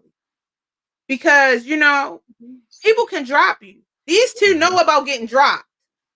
They know about having people that say, I would never leave you. I will be there all the time. I'm going to stay with you. I'm going to hang with you. Nothing going to change. I'm going to still see you. And they drop. And that's the truth. Tell me where the lie is. So they dropped them. And when they dropped them, all they had was their family. You know, and that family does include more. Their family includes, you know, Marcus's mom, my mom. Like they know who has been and will be in their corner forever. Because no matter what the season came, we had it. So that's the importance, like for me, the good thing for me, that I can push them to go further than I ever went. And not be me. Right. See, some of us parents, we trying to make them us. Again, I will say this. If you're going to be me, you're going to be a what? A nurse. Why? Not because, but nursing is a sure thing. Mm-hmm. That's not why I became a nurse, though. I became a nurse because I love it. But nursing is a sure thing. Some people put their children in things that are sure things. So people with children go to the service because that's a sure thing. You want a sure paycheck and you'll be able to take care of yourself. Nursing, if you can go to school and you can understand and you can have a little bit of compassion for somebody, you can go get you a job and be a sure thing. Okay. If you want to climb the ladder, you can. If you don't, you stay right there where you are. It's a sure thing, y'all. So now, of course, people's lives are in your hands. That's why I said I don't do it because it's a sure thing. But I've worked with plenty of nurses. That Happy Nurses Week. It's Nurses Week too. I work with plenty of nurses that are doing it. They started out because they loved it, then it became a sure thing. It became a check to them. So now they stressed out, frustrated, all of this. I'm not pushing my kids to that. I want them, we both want them to be what they've been saying they want to be and want to do. So even though I'm not doing it, even though I never did it, I don't know how to do this. I'm going to find avenues. This started with the oldest down to the youngest, right? We're going to keep pushing because when you look back, I never want you to say, our oldest daughter wanted to go to University of Hawaii. What are you saying? Where did you even get that from? But we never said, you can't go there. We was going to work it out. I don't know. All I told her and all he told her was, you will not be able, same thing we told Monique, you will not be able to come home. Like, you won't be here for all the holidays and stuff. Like, you're going to have to find a Hawaiian family and you're going to be there because Hawaiian family. As long as you good, we're going to get you there with some Google photos for Thanksgiving. I hope we're going to get you there. But when you're there, I want you to be successful because this is what you chose. Our children do. They chose. Jasmine is going to Howard because she illustrious. Oh Lord, I don't know why. University. She's going to Howard because she chose that, y'all. And y'all, we have to. Don't make your children you. Okay, yes, make them better than you, but don't make them. I'm begging for Chanel to be a nurse. I'm begging her, y'all, please, don't you want to be a nurse? Just somebody, because I see it in her. I see that she will be good. I see that she will be calm. Chantel is another one. She will be a great nurse. She will be calm in an emergency situation. But Chantel never wanted to be that. They wanted to be church nurses. Give you some water and a mint and a fan. And right here. That's all you need to be a church nurse. To be able to get some the prayer and the pace. Right, some water, a mint, and a fan. You top flight nurse in the church. So, we got to push them too, and we have to tell them and we have to encourage them, but at the same time, if you Chanel. That's not my mom, y'all. That's Chanel. So at the same time, if your children want to do something, you got to push them there, but you cannot make them do it. And sometimes it turns out unsuccessful, right? But you got to say, all right, so that's fine. But where are we going next? What we doing next? And not what everybody else is doing. They're not picking things or going places that everybody else is doing. I'm sure people was like, Monique gonna go to Cali and she be back home next year. She was back home because of COVID, but she finished and she graduated. Did somebody say graduation? Oh Lord! And he's about to graduate on Saturday. Somebody called my name. So things like that, like we're never gonna push you to do something and not show you that we can do it as well, right? My GPA is still better. Sorry, I'm graduating with honors. I'm sorry, did you say something? And another good thing top of the class. Oh, okay. Oh gosh, another good thing about family is the friendly family competition. But it just pushes you to do better. That's how I feel. It just pushes you to do better, So in my family, when I grew up, I was like, okay, I want to go to college. I'm gonna go to college. I didn't start as a nurse. I started as an accountant. So I'm gonna go to college. Then I want to go to then I want to, get my job, do whatever. But also my brother, he didn't finish, but that was another drive for me because I was like, all right, I'm gonna finish this thing, right? My brother could care less whether I finished or not. long as I was happy. And that's the thing. Like, he took another path, went to service or whatever, he did. And that made him happy. So, I guess my parents was like, okay. But this is the thing. They, when he went, he had a scholarship. So it wasn't too much of a loss for them, maybe transportation. But when your parent is paying or when your parent is putting in all, you feel like, okay, Monique, this is a loss because you went back and forth to California. You did this, and this, Now, but we can't get too upset because you have to let your child find their way. So they're going to be bumps. They're going to be humps along this road. But if you keep pushing, if you keep being there when they don't want you to be, Because God knows if y'all think all the Bevins want us to be there, they don't. And they might make it look good. Y'all shocked now. Y'all clutching your pearls like, oh, they don't want y'all around? No. But guess what? I'm not going nowhere. He not going nowhere. Because I didn't raise no average kids. And we're going to push y'all to the top. We're going to keep pushing and keep pushing. And I'm sorry for the people that don't like it. Because God has given y'all and y'all families, y'all have to know that God gave you a child is a blessing. God gave you these children. And you need to see them through. And you need to not be yeah, you know what, have your moment. Okay, we went here. This didn't work. You know, somebody was talking to me. I was giving a massage. It was a father, actually. And he was like, man, I don't know what's going on. You know, but one child got me, but the rest of them not going to get me. Like, we need to know what's your plan right now. But that's all it takes. One child to do something different. And you're like, all right, wait a minute. We got to ask different questions now. So you are going to learn from your children. Like, oh, wait a minute. We got to ask different questions because we asked these questions last time and we didn't get the right, or we got answers, but that wasn't the answers we need. We need to know how this is going to work if you don't complete. Or we need to know how this is going to work when you decide you want to change.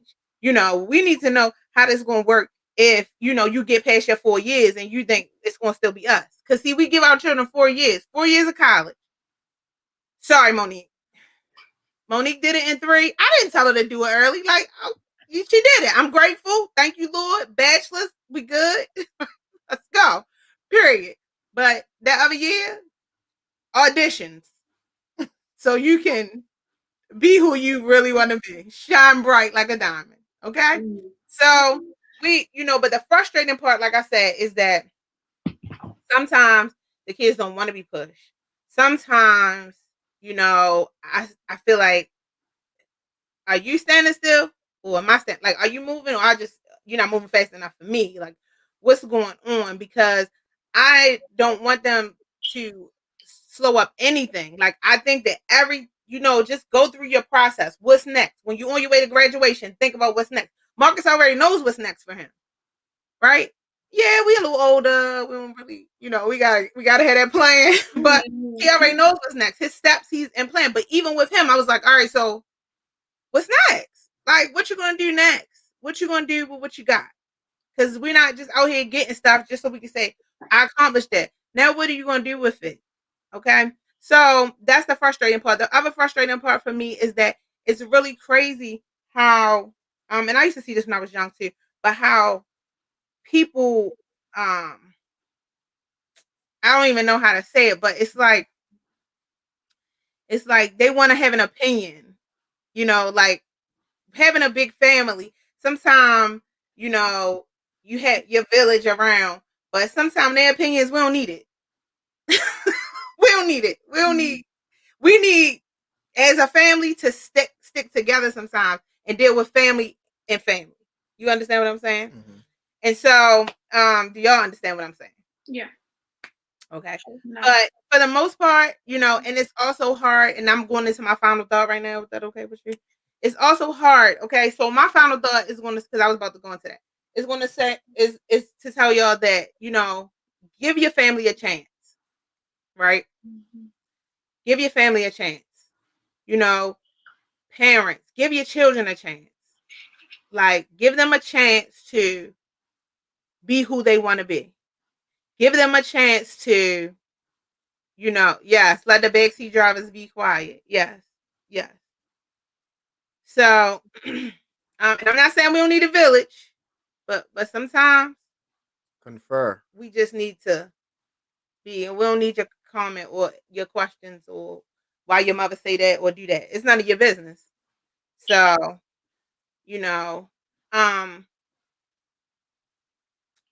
if you need to give your parents, you need to give your children a chance. Give them a chance to be who they are. Give them a chance to show you what they would like. Y'all, everybody's not going to do what you did. Everybody's not going to go to high school, graduate, get a job, or go to college, or go to trade school, get a job. Sometimes they're going to take a different route, Sometimes they're going to be like, oh, while I'm in high school, I need to go to these auditions. And those auditions might lead them to not going to college right now because they're going to go work or they're going to go do whatever. But give them a chance. in the same way, I ask children to give your parents a chance. Give your parents a chance, because one thing, right? Your parents are trying to learn you at different stages. Granted, you know, and then they try to learn your sibling. If y'all have a big family like us, we gotta learn all these personalities and how they're evolving and how they're changing. We gotta learn it. So give your parents a chance. Give them a chance. Yes, they're gonna yell. Yes, they're gonna fuss. Yes, they're gonna be like, I can't believe you did XYZ. But give them a chance, because one thing your parent is doing, a good parent, a parent that trusts God, a parent that wants to be there for you and wants to take care of you. And yes, I'm about to cry. Because because having a family is not easy always. It's not. But one thing, if your parents are in tune, they are going to be. Thank you. Just give it. Come on, because that's hard. Talking, just let it happen. One thing that your parents are going to do is that they are going to push you, but they're also trying to figure out how to take care of you, how to deal with what the world is giving them, how to not miss what you're doing, and how to not miss where they need to guide you and they need to bring you to, and they need to, you know, say, you know, I got to train you a little bit more in that. You know, I was on book club. I was laughing because I'm in a book club, or I'm on a book club, right? So, and the young lady in the book club was like, I had just asked my cousin this, but the young lady in the book club was like, reading this book, I realized that although I'm about to be 25, or she is 25, she was like, I don't know. I think I know everything. She was like, but reading this book, I realized like I don't know everything.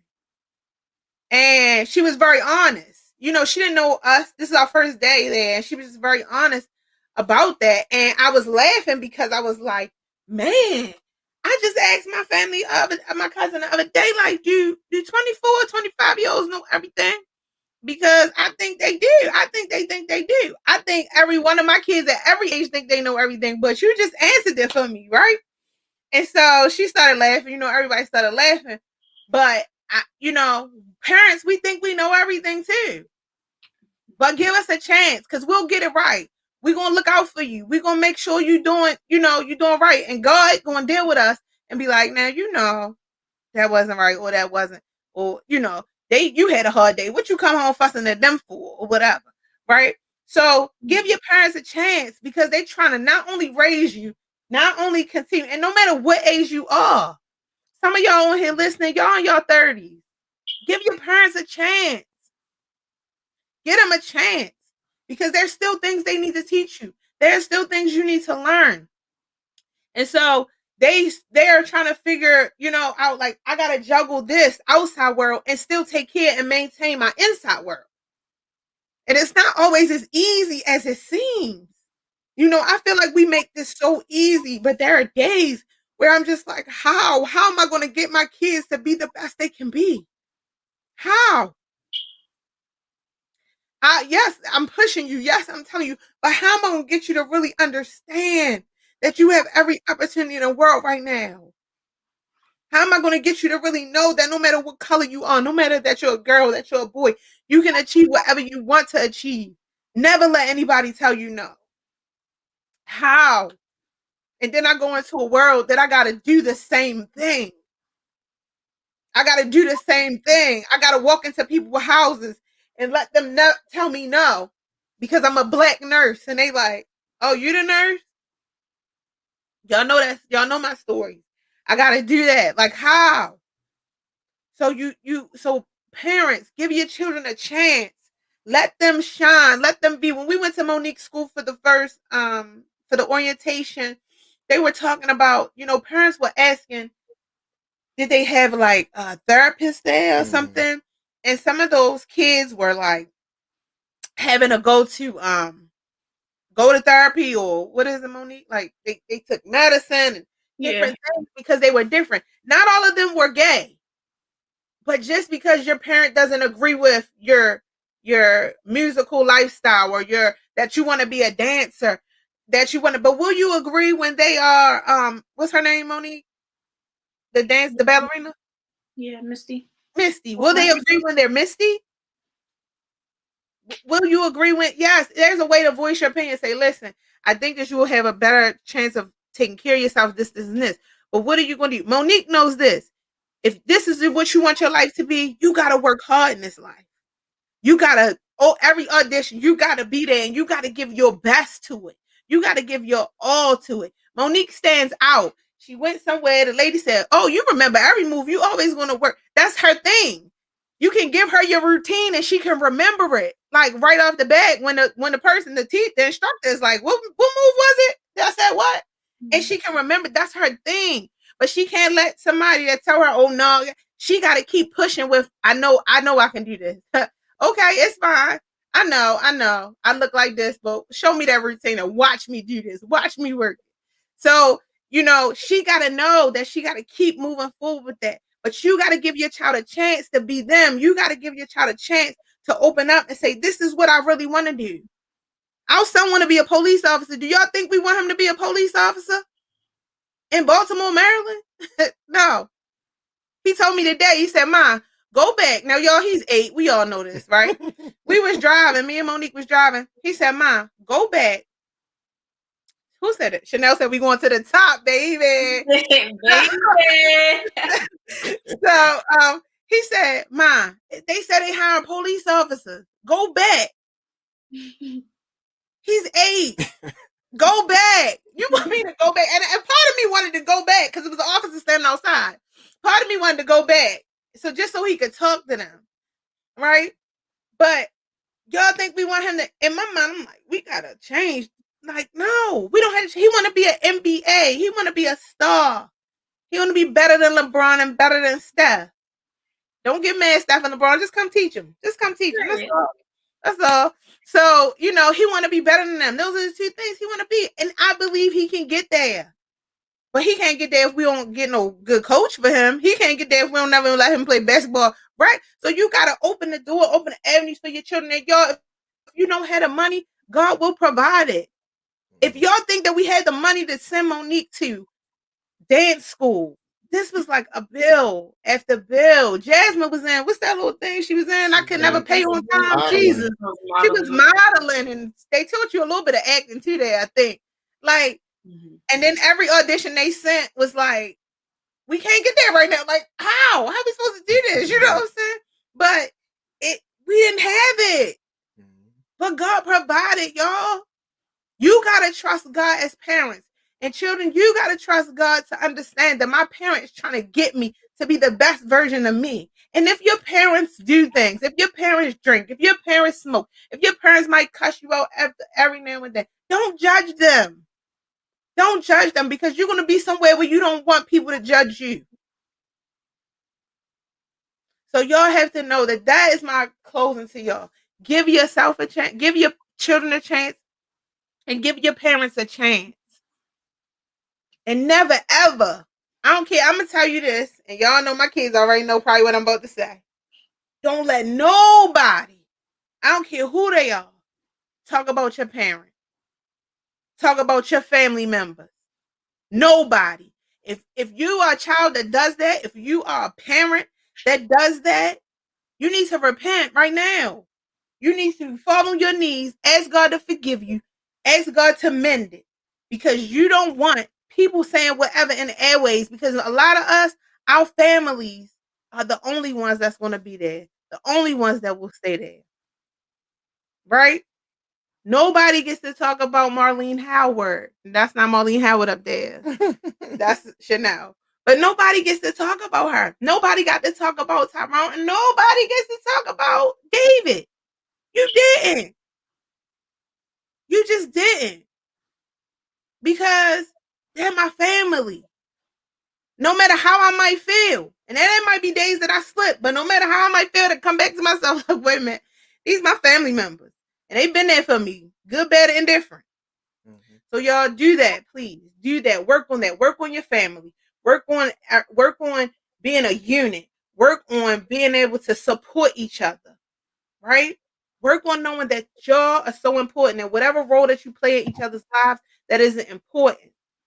And when you have a conflict, communicate about it. Communicate. Please communicate. So Um, we definitely appreciate you guys chiming Yeah. in, with your questions and your comments and, being a part of the dialogue tonight. Jazz or Mo, do y'all have a final thought? You can go first. It's fine. I would just say that when it comes to family, first, remember that family is important, first and foremost. Family is very important. They will get you where you need to be if you let them. And like she said, if you give them an opportunity, give everybody a chance. Um, but also, like it was mentioned earlier, have your own individuality, because not only do you need to give people a chance, but you need to be able to add and bring something to the table for your own family. You shouldn't just be eating and not providing no meals or not Yeah. providing no utensils. Oh, or the tablecloth or a chair. Like, you need to bring something to the table other than yourself. So even if you start with yourself, because when I was a baby, I mean, other than being the favorite, I didn't really, have too much to bring to the table. But as you grow and you learn things about yourself, who you are, where you want to be in life, those things and the stuff you learn from the family should be able to benefit the family as the family benefits you. Nice. Well,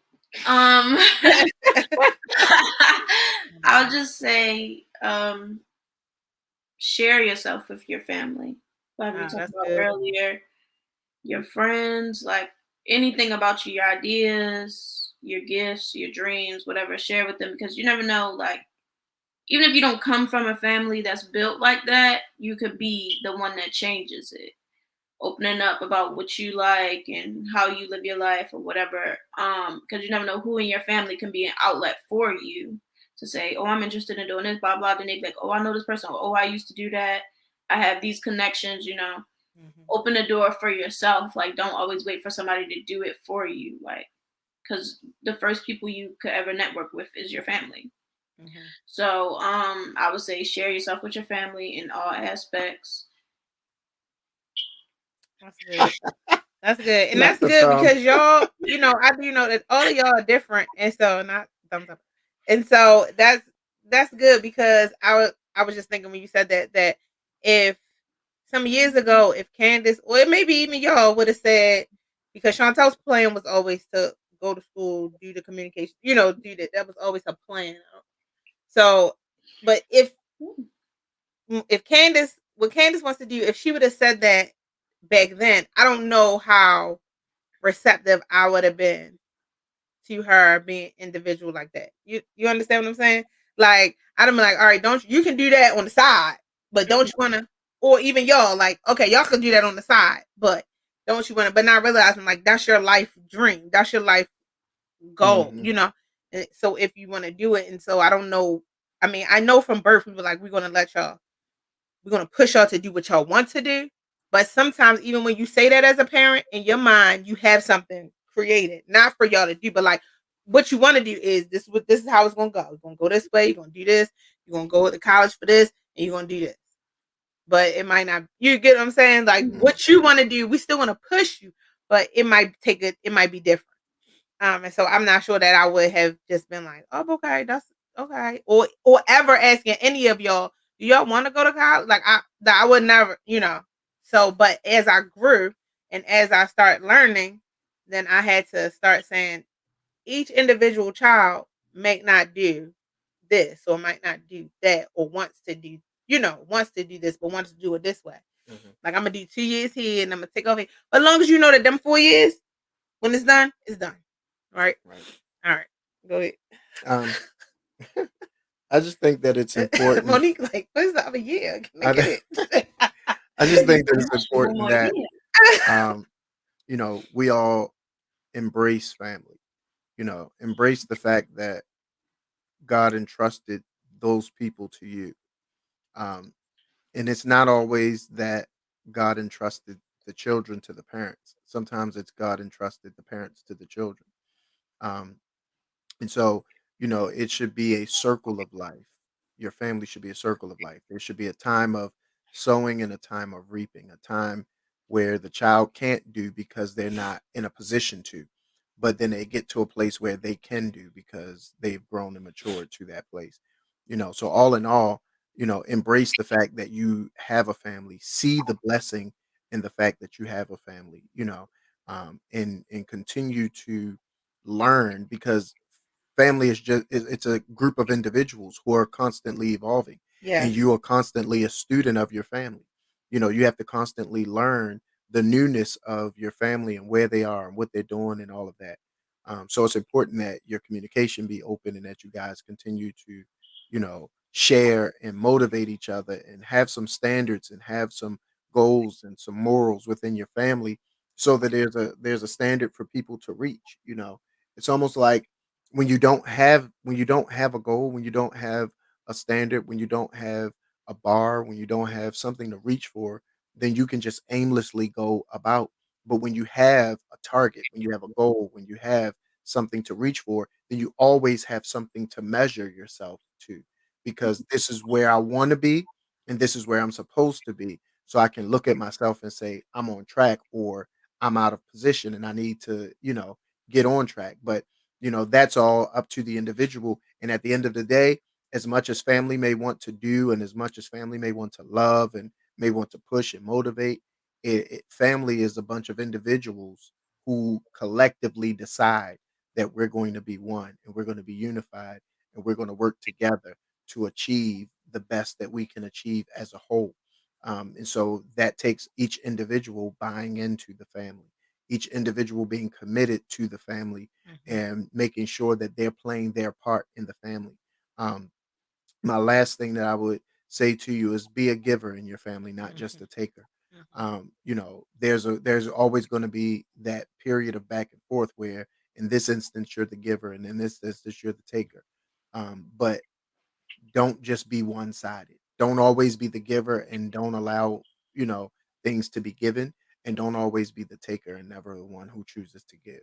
So, we pray that something that we said tonight is something that you can use and that you can continue to build the strength and the structure of your family on. And we pray that you guys would uh, continue to evolve as a family, and that anything that's broken, can be mended, and anything that is hurting, it can be healed. But you all have to be willing to do it and do the work that's associated with it. So we appreciate you all for tuning in with us tonight, and we will see you next week in the couples corner. But of course, every other week we do the family edition. So we appreciate you guys for being in there with us tonight, and we will see you next time.